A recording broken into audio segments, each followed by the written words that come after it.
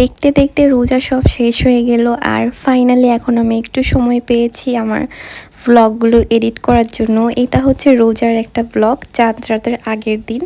সকালে ঘুম থেকে ওঠার পর দেখি যে শ্বশুর বাড়ি থেকে মাছ পাঠিয়েছে। এগুলো আমার শ্বশুর বরিশাল থেকে এনেছে আর অনেক বড় ছিল মাছটা। তারপর আমাদের অল্প স্বল্প কিছু শপিং বাকি ছিল, এই জন্য আমি আর জেবা বের হয়ে পড়ি। আর দেখা যায় প্রতি বছরই এটা হয়, লাস্ট মোমেন্টে কিছু না কিছু কিনা বাকি থাকে, এই জন্য একদম শেষের দিকে বের হতে হয়। আর শেষের দিকে বের হওয়া আমার একদমই পছন্দ না, কারণ তখন শপিং মলে সব জায়গায় অনেক বেশি ভিড় থাকে। তো আমরা হচ্ছে সেদিন গিয়েছিলাম ধানমন্দির আড়ঙ্গে, যেটা ওদের নতুন আউটলেট হয়েছে সেটায়। এটাতে যাওয়ার আমাদের অনেক দিন আগে থেকে ইচ্ছা ছিল, কিন্তু অনেক রাশের কারণে এতদিন যাইনি। তো সেদিন একদম সকাল সকাল বের হয়ে গিয়েছি যাতে ভিড় না থাকে। আর যাওয়ার পর দেখি যে কোনো ভিড় নেই, মনে হচ্ছিল যে আমরাই প্রথম। এই জন্য একটু শান্তি মতো দেখতে পারছি সব কিছু। এখানের আউটলেটটা ওরা আসলে অনেক সুন্দরভাবে বানিয়েছে। আমার মনে হচ্ছিল যে আমি যদি সুন্দর করে শাড়ি পরে একটু সেজে গুজে আসতে পারতাম, তাহলে এখানে অনেক সুন্দর সুন্দর ছবি তুলতে পারতাম। কারণ এখানের প্রতিটা কর্নার খুবই আই সুদিং আর ফটোজেনিক। এখানে অনেক অ্যাস্থেটিক ছবি তোলা যাবে। তো আমরা 3 তলা পর্যন্তই ঘুরেছিলাম, আর বেশি উপরে যাইনি, কারণ আমাদের কাজ ছিল 1-2 তলার মধ্যেই। তো আমরা মেনলি এখানে এসেছিলাম পার্স কেনার জন্য, যে বা ওর ড্রেসের সাথে ম্যাচ করে পার্স কিনবে।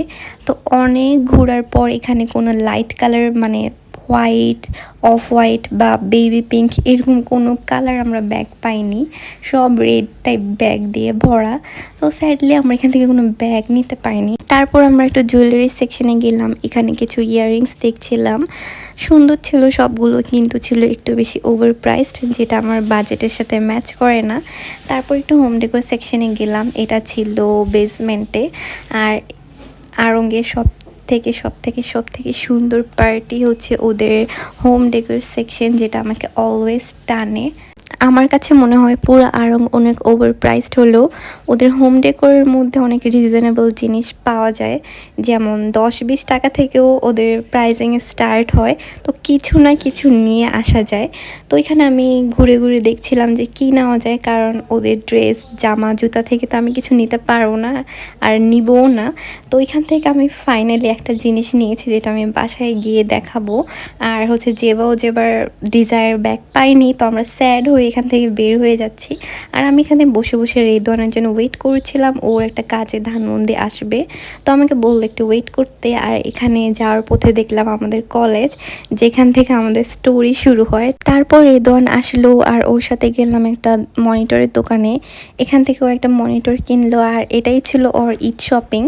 তারপরে হচ্ছে আমরা বাসায় চলে যাচ্ছি, আর বাসায় গিয়ে দেখাবো আমি আড়ং থেকে কি নিয়েছি। অ্যান্ড আমি আড়ং থেকে এই ক্যান্ডেলটা নিয়েছি। পুরো আড়ং ঘোরার পর আমার এই একটা জিনিসই পছন্দ হয়েছে, আর যেটা মনে হয়েছে আমার যে ওভার প্রাইসড না, আর এটা কিনা অর্থই হবে। তো এটা আমি আমার টেবিলের উপর একটা ছোট্ট শেলফের উপর রেখে দিলাম। এরপর সেদিন ইফতারে আমি ব্রেড পিৎজা বানিয়েছিলাম, আর এটা বানানো অনেক বেশি ইজি। খালি ব্রেড লাগে, সস লাগে, আর সসেস লাগে, একটু চিজ লাগে।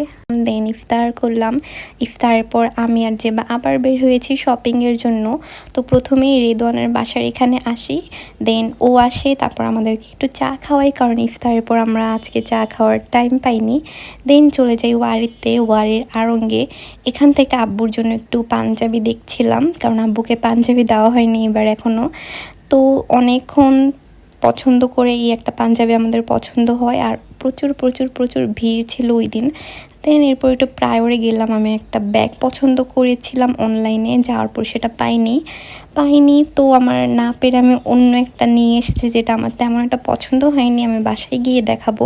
পরে রোড সাইডে একটা ফুড কার্ট দেখলাম, যেখানে লাইভ পিৎজা বানাচ্ছিল, সেখান থেকে একটা পিৎজা নিলাম। দেন খেয়ে দিয়ে বাসায় চলে আসলাম। আর সেদিন রাস্তা অনেক সুন্দর ডেকোর করা ছিল, মানে পুরো রমজানি এরকম ডেকোর থাকে। তারপরে বাসায় এসে একটু দুধ চা বানালাম, আর এটা খাওয়ার পর মনে হলো সারাদিনের ক্লান্তি দূর হয়ে গিয়েছে। আর আসার পর যে ব্যাগগুলো খাটে রেখেছি, এগুলোর মধ্যে বসে বুলবুল একদম তছনছ অবস্থা করেছে। আর এখন আমি দেখাবো আজকে কি কি কিনেছি। তো প্রায়র থেকে আমি এই ব্যাগটা নিয়েছি, যদিও আমার এটা পছন্দ হয়নি তেমন একটা। আমি অন্য একটা পছন্দ করে গিয়েছিলাম, কিন্তু সেটা স্টক আউট, তো না পেরে আমি এটা নিয়েছি। আপনারা জানাবেন কেমন হয়েছে। তারপরে ভ্যান থেকে আমি এই দুইটা মগ নিয়েছি, এগুলা 120 টাকা করে ছিল।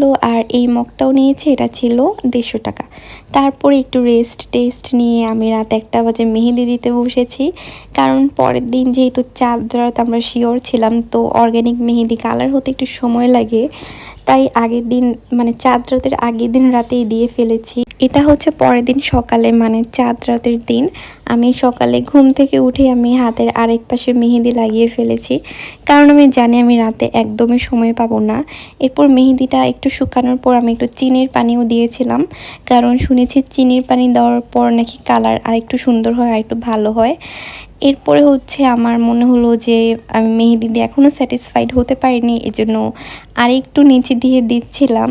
তারপর জেবা বলল ওর এক হাতে মেহেদি দিয়ে দিতে, তো আমি ওকে এখানে মেহেদি দিয়ে দিচ্ছি, আরেক পাশে ও মেহেদি দিতে দিতে ঘুমায় গেছে। আর আমি জেবাকে এতটুকু দিয়ে দিয়েছিলাম। এরপর এটা সন্ধ্যাবেলা প্রিপারেশন নিচ্ছিলাম ডেজার্ট বানানোর, এই জন্য দুধ চাল দিচ্ছিলাম। এরপর রেদওয়ান এসেছিল, আমি ওকেও একটু মেহেদি দিয়ে দিলাম। প্রতি বছর চাঁদ রাতে ও আমাকে মেহেদি দিয়ে দেয়, কিন্তু এবার আমি আর দেওয়াই নাই, কারণ আগের বার ঈদে খুবই বাজে লেভেলের নজর লেগেছিল। এনিওয়ে তারপর হচ্ছে আমার কাজিনরা এসেছিল, ওদেরকেও একটু একটু করে মেহেদি দিয়ে দিলাম আমি আর জেবা মিলে। তারপরে সবাই মেহেদি দিয়ে চলে গেল। আর এখানে আম্মু প্রিপারেশন নিচ্ছিল ঈদের দিনের।